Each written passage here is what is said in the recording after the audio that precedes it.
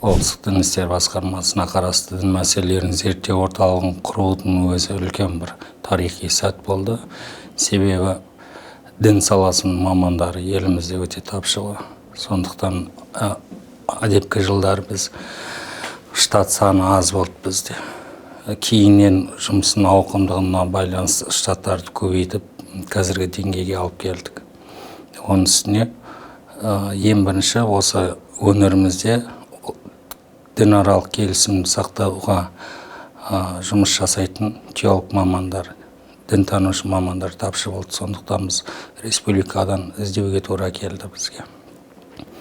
Өңірімізде мұны теолог мамандарды көбейту үшін біз Нұр Мүбарак Ислам университетімен жақсы қарым-қатынаста болдық.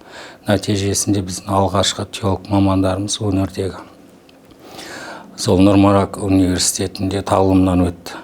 Арнайы оқытып, ол мамандар сертификат алып келіп, нәтижесі жаман болған жоқ. Қазір белді теологтарымыз өңірімізде республика көлемінде қызмет атқарып жатыр.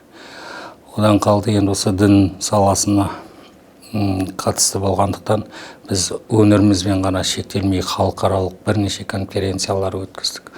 Оған Татарстаннан, Өзбекстаннан, одан Мысырдан жоғары білікті ғалымдар келіп атсалысты.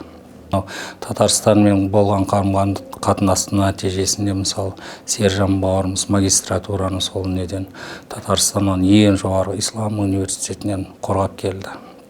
Әлбек бауырымыз да дінтану мамандығын сол Татарстан Қазаннан оқып келді. Оның барлығы ойлаймын, 10 жылдың ішінде жеткен жетістіктеріміз деп. Бұл бағыттағы шаралар қазірде әлі өз жалғасын табуда, табатынына да сенімдіміз.